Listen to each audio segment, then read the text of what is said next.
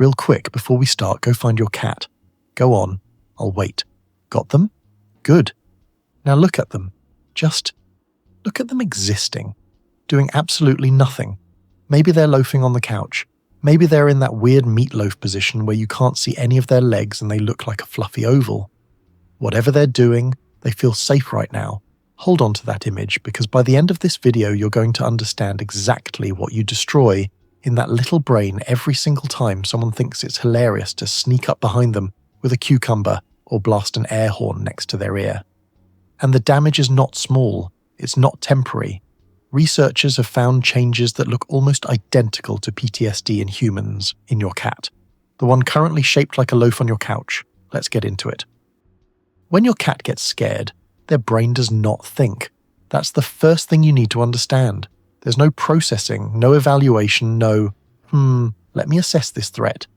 The amygdala, which is the brain's alarm system, fires instantly and hijacks everything else. Your cat's body goes from 0 to full survival mode in about 300 milliseconds. That's faster than you can blink. Adrenaline floods their system. Cortisol, the stress hormone, spikes hard. Their heart rate can double in seconds. Their pupils blow wide open. Muscles tense for either a sprint or a fight. Blood gets redirected away from their digestive system and toward their legs and lungs. Their entire body is now a weapon or a rocket. This is the same biological response that kept their ancestors alive when actual predators were trying to eat them. It is a full, genuine, life-or-death emergency response. And you triggered it with a cucumber. Here's where it gets medically real. Dr. Franklin Macmillan at Best Friends Animal Society published work showing that acute stress responses in cats cause measurable physiological damage when triggered repeatedly. We're not talking about your cat being a little startled. We're talking about a system that was designed for occasional use, being force-run like a car engine at full throttle, over and over for your entertainment. Their body doesn't know it's a prank. It never will. Here's what the prank videos on social media won't tell you. After the scare, your cat does not go back to normal in 5 minutes. The cortisol doesn't just disappear, it lingers. In cats, elevated cortisol after a stress event can stay measurably high for hours, and if you're doing this regularly, those levels never fully come back down. Dr. Jill Goldman, an animal behaviorist out of UCLA, studied chronic stress in domestic cats and found that cats in persistently high-stress environments show lasting changes in how their nervous system responds to everything. Not just scary things, everything. Normal sounds, normal movements, you walking into the room. What that looks like in real life is a cat that flinches when you reach for them. A cat that hides more than they used to. A cat that stops eating normally or starts over-grooming to the point of bald patches. A cat that used to sleep in the middle of the room and now only sleeps pressed into corners where nothing can come up.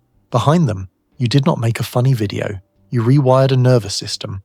And the thing about cats specifically is that they are what behaviorists call concealment prey. Unlike dogs, who are social and expressive, and will tell you when they're stressed, cats are wired to hide weakness.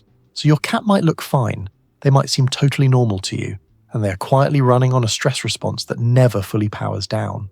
Let's talk about the PTSD comparison, because this is not an exaggeration and I want to be clear about that.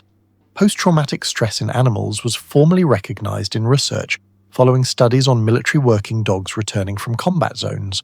Dr. Nicholas Dodman at Tufts University was among the first to document that animals develop trauma responses that are structurally and chemically identical to human PTSD, hypervigilance, avoidance behaviors, exaggerated startle responses, changes in sleep, loss of interest in things they previously enjoyed.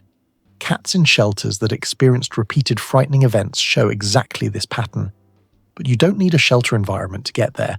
A home where someone thinks jump scares are funny is enough. Here's a real case that got documented in veterinary behavioral literature. A family had a teenage son who repeatedly scared their 2-year-old cat as a game. Within 4 months, the cat stopped using the litter box consistently, started attacking the son unpredictably, lost nearly a pound of body weight, and developed a stress-induced condition called feline idiopathic cystitis, which is basically a bladder inflammation triggered by psychological stress. The vet bill was significant. The cat needed behavioral therapy. The son thought it was a prank. Feline idiopathic cystitis shows up in stressed cats so consistently that veterinarians now use it as a stress indicator. Your cat's bladder is literally telling you their mental health is suffering. Cats do not have the cognitive architecture to understand that was a joke. They don't do irony. They don't do, oh, it was just my human being silly. What they have is an associative memory that is incredibly good at linking things together. Smell, sound, location, person, outcome. So when you scare your cat, they don't learn this is a prank. They learn this person or this place is unpredictable and unsafe. That association gets stored, and it stacks. Every time it happens, the association gets stronger and more generalized. Dr. John Bradshaw at the University of Bristol, who literally wrote the book on cat behavior, found that cats who associate their primary caregiver with fear or unpredictability show measurably lower oxytocin responses during positive interactions with that person. Oxytocin is the bonding chemical.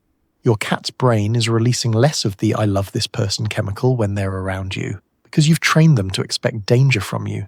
You can still be their food source. You can still be tolerated. But the trust, that's a different thing entirely. And with cats, trust is the whole relationship. It is not one component. It is the foundation. Break it and you're not getting the same cat back. Some cats recover with time and intentional trust building. Some don't.